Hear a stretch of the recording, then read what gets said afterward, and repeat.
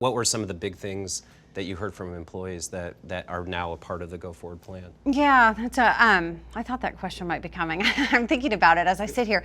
I think well-being has become something that's, it sort of went from mental health is something HR and maybe leadership thinks about, and now well-being has become everybody's issue. And so that really came from our employees. Work-life balance. I mean, I know you've heard the terms now, we're living at work.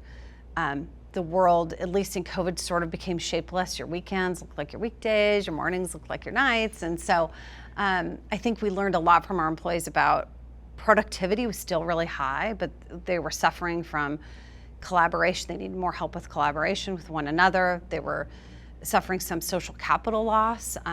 So, just like you and I, we sit down in a meeting or we walk to a meeting together, you tell me about your weekend and we build social capital. And so they were missing that part. So we started to really form ideas about how could we help them.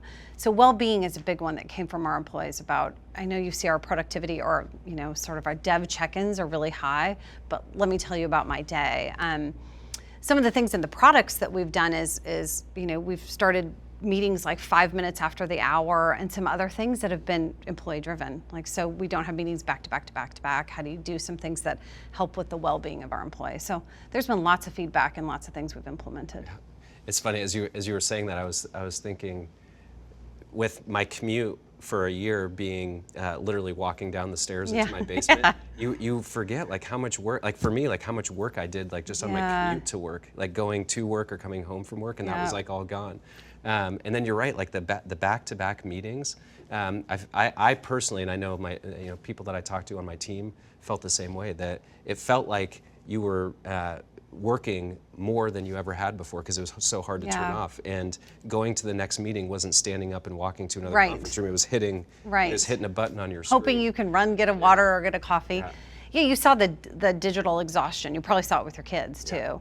The ones that were on, Zoom or on Teams all day long, and you saw that digital exhaustion. It's a different kind of, we started to look into the neuroscience of why is it harder to be on video than it is to this, and I don't know lots about this other than what I'm going to tell you, but they talk a lot about how subconsciously I'm trying to figure out your body language when you're on camera all the time. So my brain is doing all these extra cycles to see if I can read your body language, and so we're also trying to combat what does digital exhaustion look like and how do we help people. But yeah, and your commute time, you probably had lots of time to think. Yeah. Yeah, was it the only time? Yeah. It feels Microsoft, I mean, you may have had some advantage in that the productivity tools that a lot of us used over the course of this last year, you all produce. I spent more times on Teams this last year than, in my entire life combined. Obviously, you guys have a great productivity suite, but as you were helping facilitate full remote work, and then now as you're coming back to hybrid work, are there other technologies that you guys are relying on? Were there technologies that you saw that weren't up to speed to support a large hybrid workforce that works across the world? Yeah, it's a good question. Well, I think Teams, we were challenged just by I think some of our competitors too had the same challenge, just by the utilization and how could we get that supported and running and reliable. I think we learned a lot early on. I think what's interesting is if I think about tools of the future, we have a future of work team that has 50 research projects that I get to be a part of, really interesting ideas, way beyond what I could think of. But for the short term, I think if we look at the meeting rooms is really what we're looking at as far as how can we, I don't know about T-Mobile, but meetings are the way we work at Microsoft. And so how can we break down the physical space, the technology space, and the people space of meetings and make them really hybrid? And so I think if I look at products that are going to help, it's intelligent cameras, it's intelligent audio.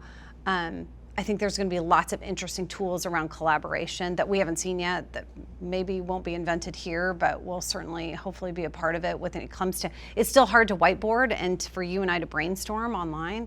And so I think there's a lot of those tools yet to come that this pandemic and then hybrid is really going to push us to get there. Yeah. With so many knowledge workers at Microsoft, did you find broadband issues? Because I know for me personally, as soon as I was in an environment where all of my kids were doing school from home, at the same time, and then all of my neighbors half of which I think work at Microsoft, were also doing work from home. Like my broadband, I couldn't even do a video call anymore.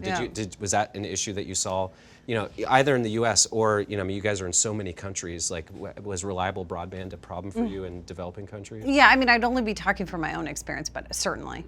And I don't know if employees ever know, is it a product issue? Is it a service issue? Is it a broadband issue? But certainly I think there's some opportunity there. And we certainly saw the sort of that digital divide about who had access. I mean, it just made it more and more clear about the lack of equity in the access across the globe. But yeah, it was certainly a problem, when everybody else is watching a video all at the same time. And I could tell I could get better connectivity as soon as the school day ended. And I don't know if you saw the same thing. And then as soon as the nighttime videos started, then it impacted me as well. Yeah, I mean, I think all the big ISPs really struggled with it. They had never built models for this huge new peak with everybody consuming video. So I know it was an issue that we, I think, experienced a lot personally, but we also heard from a lot of our partners that they were experiencing.